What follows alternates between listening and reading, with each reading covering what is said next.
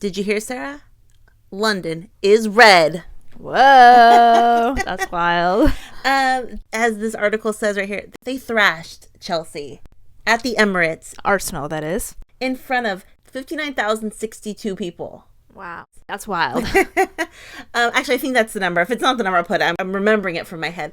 But wow, what a game the other day. It's so funny. We just released our video today, technically, and someone commented, they're like, the breaking news should be Arsenal beats Chelsea. And I agreed. So that's what we're going to talk about, that Arsenal, they really put on a show for their fans at the Emirates. And 4-1, Chelsea looked a bit out of sorts. And we'll start, talked about this on the video yesterday. This I don't think happened. But we said, is Emma stretched too thin? Emma obviously is working with the U.S. Women's National Team, doing conferences, teleconferences, telemeetings with the coaches there and the players. What isn't she doing? Exactly. Then she's working with Chelsea on an everyday basis, and one woman can only go so far, but this match, as we saw on the sideline, she was not having it at times. And at the very end, I think we're going to read a little bit from an article or a post where she really was honest about, Chelsea did not do what they needed to do because they lost, and they lost big. It's their biggest loss in the WSL since 2018. Oof, yeah. Rough. London is red, record crowd, 59,000 at the Emirates. And Arsenal played so well. At the beginning of the year, they really had a skid. They lost at home against Liverpool, I believe at the Emirates as well. Yeah, they struggled a bit. But they really, they are hitting their stride. They're looking great. I just was reading an article about Russo not scoring goals, and she scored 2 goals in this match. Ew. So, everything is hitting. I was going to say this at the end, but, it just sucks. They are really hitting their stride when they are not. They have already crashed out of Champions League. So that kind of does suck for them. I'm going to read a tiny bit from this article, then we'll kind of talk about it. Arsenal thrashed Chelsea in front of a record WSL crowd. Arsenal put in a brilliant display in front of a record crowd at Emirates Stadium to record a humbling victory over champions Chelsea, ensuring the defense of their own Women's Super League title will not be an easy one. The Gunners are now level on points with the leaders, who are ahead only 1 goal difference following their first league defeat of the season in front of 59,042 people, a new WSL record. Chelsea boss Emma Hayes was visibly frustrated throughout and made 3 changes at halftime as well as formation switch in an attempt to turn things around. But while it slowed some of Arsenal's momentum, Chelsea never really looked like getting back into the game, and Russo confirmed that 3 points were staying in North London when she added a 4th goal from the penalty spot. Yeah, and it was quite a game. I love the ambiance. It was misting. It wasn't a heavy rain, but it was a misting. And such London weather. I was going to say. Yeah.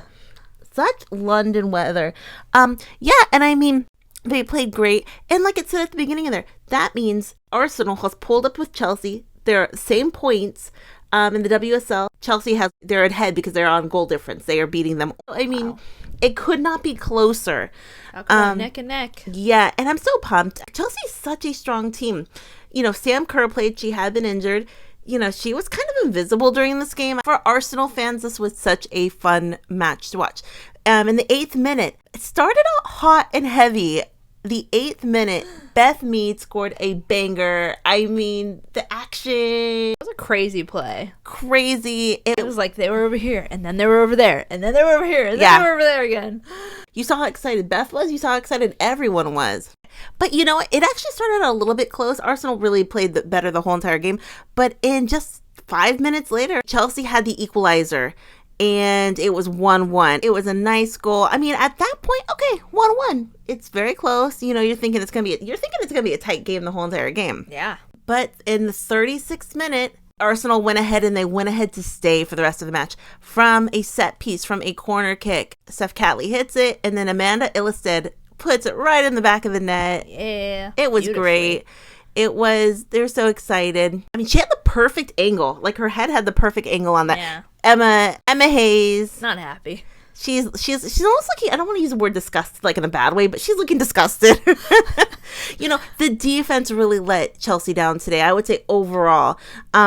And a lot of people are saying, a lot of people like Ann-Katrin, but they're saying, "Where's Mušović? Is she going to come back? Did they not have confidence?" I'm not quite sure. I don't follow Chelsea as closely as I would know, but is the Chelsea fans out there? Do you want Mušović back, because she's kind of our nemesis, the Americans' nemesis. I like her, but we like her.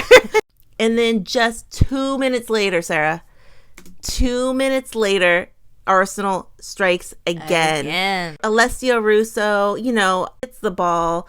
Nice. Gorgeous. Corner. That's what Alessia Russo does. She scores goals, and the fact that she hadn't for a while, beautiful goal. And then at halftime came, and I'm sure Emma Hayes was not happy. I'm sure she was expressing her unhappiness with what was going on. Defense wasn't working. There wasn't much offense.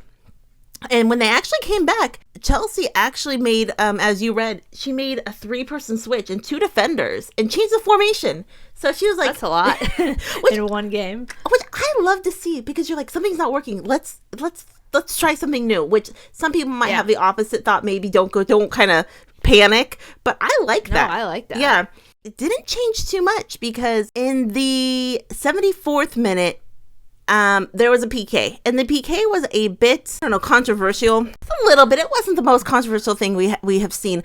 What they're saying is Alessia Russo would have gotten that ball if they didn't interfere with the play. I'm actually not exactly sure the official ruling, but Jess Carter said no, she wouldn't have gotten the ball, so it shouldn't have been a penalty, because the penalty actually went against Ann-Katrin, which I always think is so cute, because we know Ann-Katrin and Jess Carter are lovers. Oh, not roommates. No, lovers. And I don't know, like anytime that backline moment where they're like fighting with the ref together. I mean, that's one of the moments they'll tell the grandkids.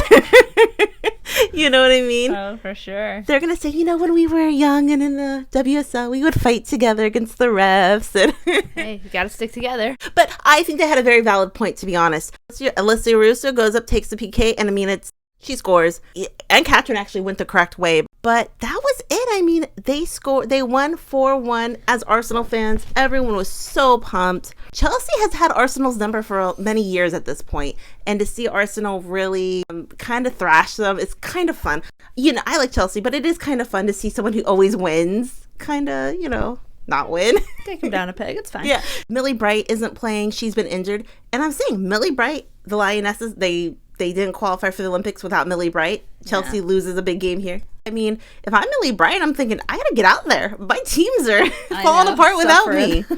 The one thing that happened that a lot of people are talking about is another incident with Lauren James. And I'm torn how I feel about this, and I'll tell you why in a second. In the 69th minute, her ball, and then Lia Walti went to go kind of collect the ball, and Lauren stepped on Lia Walti she stepped on her very blatantly, and it was, I think they call it petulantly, stepped on her, and she got a yellow card. But this coming from Lauren James after what everyone remembers from the World Cup, this is not a good look. After the World Cup, she stood on Michelle Alozi. People kind of said, she's young. Hopefully she learns from this. Not 6 months later, she has another incident. And I believe she got a yellow on the field, but I believe if they would have had VAR, they could have given her a red. A lot of people said maybe she should have gotten a red. Yeah. And obviously the comments, it's just like, no, this isn't good. Someone goes, should have been a straight red, petulant, hasn't learned from World Cup. Super disappointing, and no excuses there. And then someone goes, should have been a red. And someone goes, as a Blues fan, this should have been a red. And, should have been a red, possibly.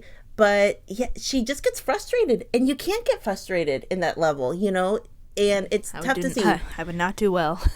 She's still very young, but, it's upsetting to see. Lauren James lucky to escape red card for Stamp as tempers boil over. James, sent off for a stamp against Nigeria during the Women's World Cup, was shown only a yellow card by referee Rebecca Welch. Chelsea striker Lauren James escaped a red card after stamping on Lia Walti during her side's 4-1 defeat to Arsenal. James stepped on Arsenal midfielder Walti, after giving away a free kick in the 70th minute of the match at the Emirates, as Chelsea slumped to their first defeat of the Women's Super League season.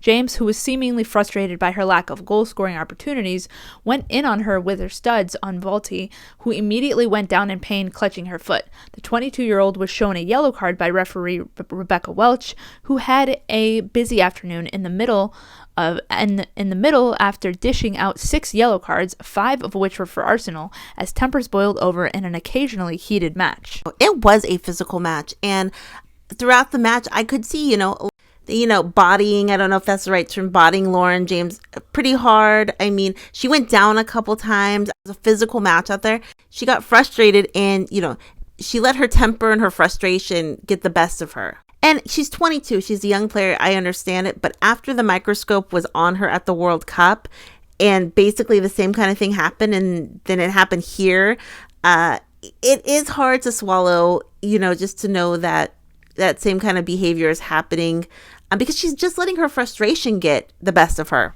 I don't know. Take it out on the ball or something. Yeah, or take it up, hit the ball. Because it was so blatant as well. It was blatant, but also not overtly. It was like she was trying to be sly about it. Yeah.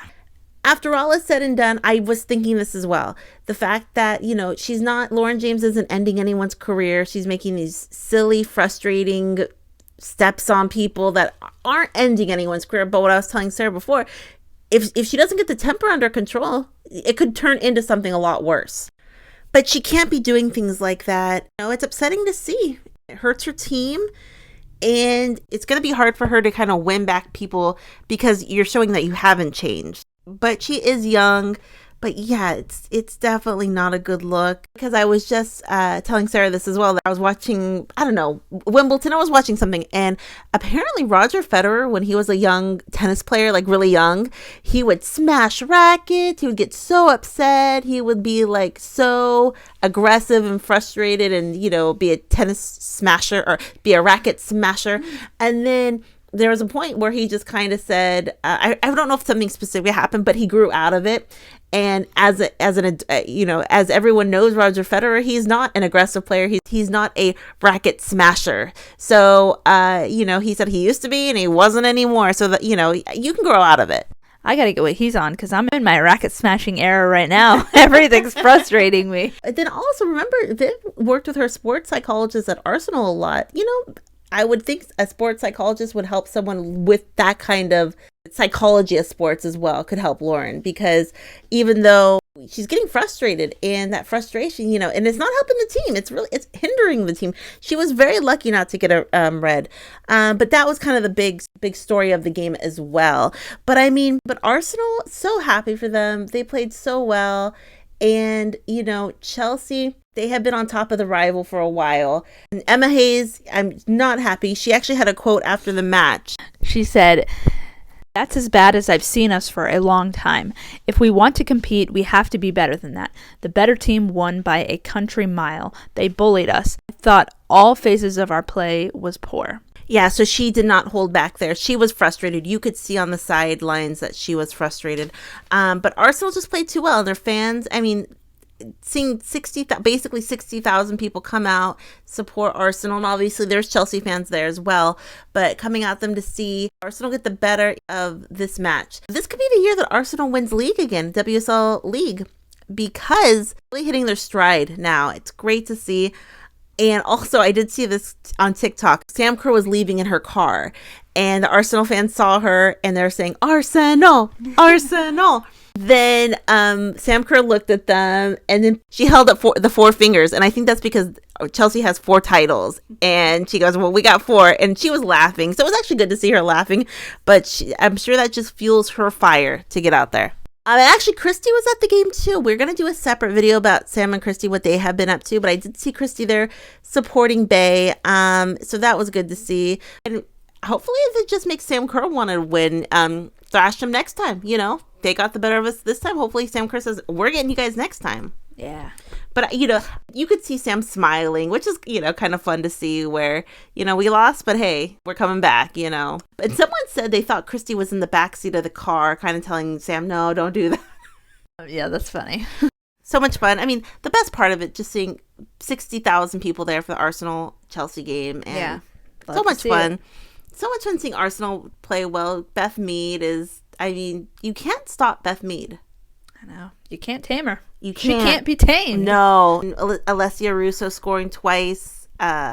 So great day. This happened. We are filming this on Monday, the day after the game happened. So this video will probably go out Tuesday, at least here in the States. But so exciting. What did everyone think? And again, Lauren James, seeing her get that frustrated and act out on that frustration is kind of something that she has to work on, you know. Take it out on the ball next time. Yeah, I like when they like get yells for like throwing the ball. Yeah. Or my dad used to tell me when I was a kid, he goes, if you can, just punch your pillow. Just have the people throw a pillow on the field and hey, punch it. Yeah, that would be something. That's good, Sarah. That's good. You never know.